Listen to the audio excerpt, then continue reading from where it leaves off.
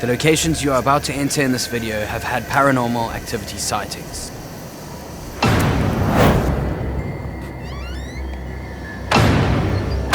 And in the case of this video, I've changed the titles of these properties for the safety of the homeowners.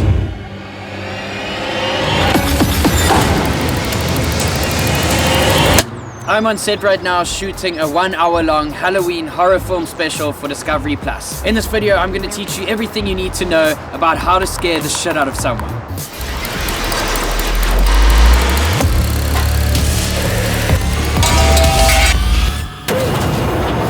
Two weeks ago, I got a call from the producers at Discovery Plus to ask if I could direct and produce a horror film for the Immersion series that needed to be turned around in 3 weeks. I was really psyched to take this project on because it's something that I hadn't done before, which is not really true. I did dabble in the horror genre in film school in a really cringe short.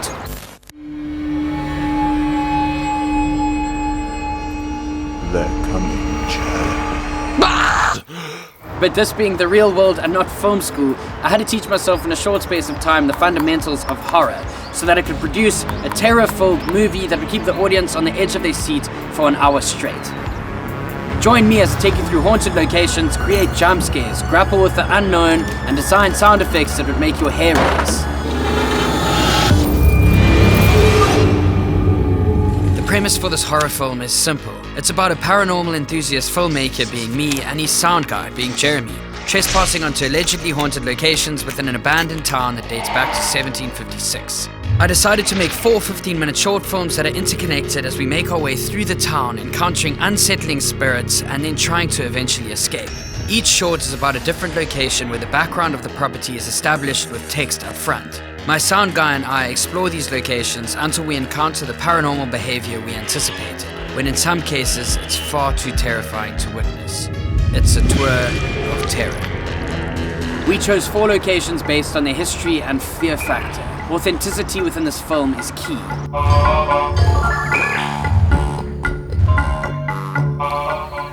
I strategically shot over a full harvest moon, which lasted for around 5 days. Every time we see the full moon, our moon's like in front of that moon, so it looks good. I then created the full moon moonlight with a specialized large light called the Cream Source Space X on a large cherry picker to get high enough. This is the cult house location. As you can see, that's our cult house, and we've got our moonlight up here.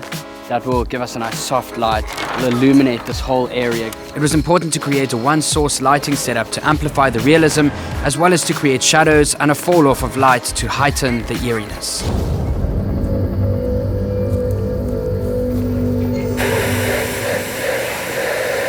We just have this random TV in the corner, lighting this whole room, giving it this really weird tone. Understanding techniques like lighting are super important when creating suspense.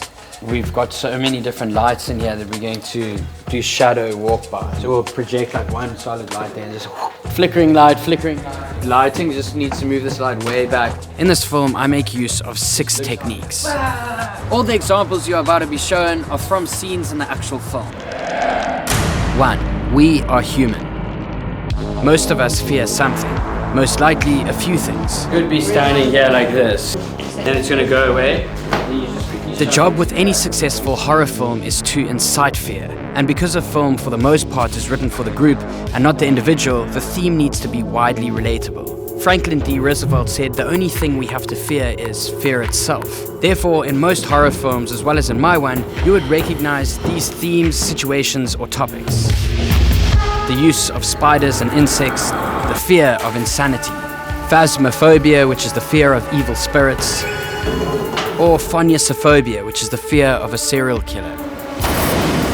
Enclosed spaces. Right, so I'm gonna crawl through that hole. That'll add mega fear to it. It is important that you, as the director or the writer, too fear the situation you are exploring.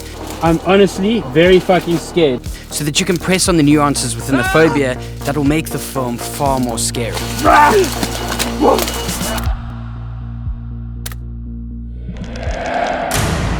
2. The unknown, which is using the fear of what could be hiding in the dark corners of the frame through negative space. When presented with an abnormally empty space in the frame, we tend to anticipate something significant to enter and fill that space. we fear what we can't see. This can also be done through tight framing, which limits the audience's view and builds suspense around what could just be outside the field of view. Tight spaces are good. To make it scary, we're going to walk through here to really amplify the fear. So in here we'll be filming up. This can be particularly effective with POV shots, as the audience has the same limited view of the character. We might want the character to check behind the door or under the bed, but when they don't, we start to feel anxious about what could be lurking in those unseen corners. 3. Reflections. And the big deal here is mirrors. Mirrors are also a trope in horror. We often anticipate something scary to pop up behind the character, and this can be used to build tension or misdirect the audience. In my film, I make use of scratched and aged mirrors to enhance the fear of the unknown. You never get to see the main character's face, and this helps keep it more relatable. He or she could be anyone, and in this instance, hopefully, you. 4. Sound. We're walking, we're looking around. As you can see, these are good sounds. There are 2 types of sounds that are commonly used in horror. It's the greatest sound of all time. Firstly, non-linear sounds. This is the use of little to no sound in tense environments, as well as high-pitched squeal sounds that instinctively draw our minds to fear, reminiscent of screams. The opposite can be just as unsettling, low rumbles or growl sounds. And secondly, infrasound or subliminal sound. Sounds that are 19 Hz or lower in frequency. They can't be heard, but they can be felt. In the scrapyard I'm in, I'm busy recording a bunch of highly unsettling sound that will be used to incite fear within the film. Sound and music play a huge role in this. 5. Subliminal imagery. The thing with these frights, what I've realized, is like the ones where you don't really notice it, much better, because remember, it's all being amplified by sound. Subliminal imagery in horror films is when something shows up on screen for just enough time for the audience to think they saw something, but they're not quite sure what it was or if they imagined it. This can be deeply unsettling.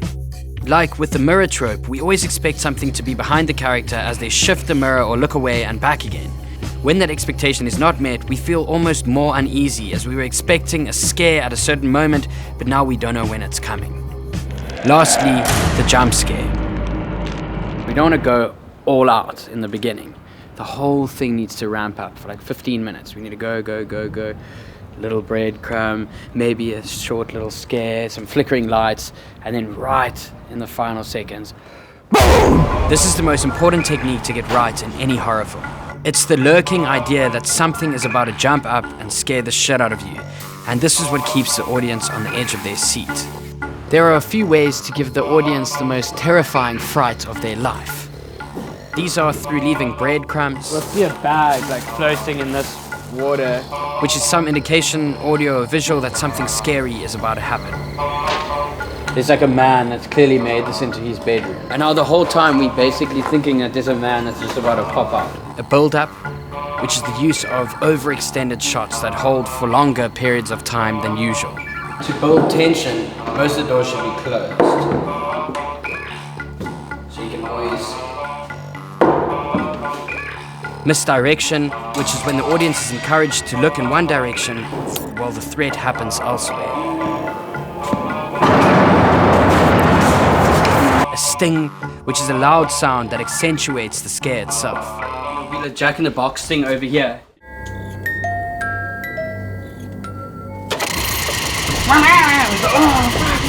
And we run out here, run. The threat, which can be a false threat, like slowly opening a door to reveal a human-like figure which turns out to be just a coat rack. Nothing's more scary than a coat rack. And lastly, I find the most terrifying when the audience has been disarmed by a false threat and you can then catch them off guard with a huge scare.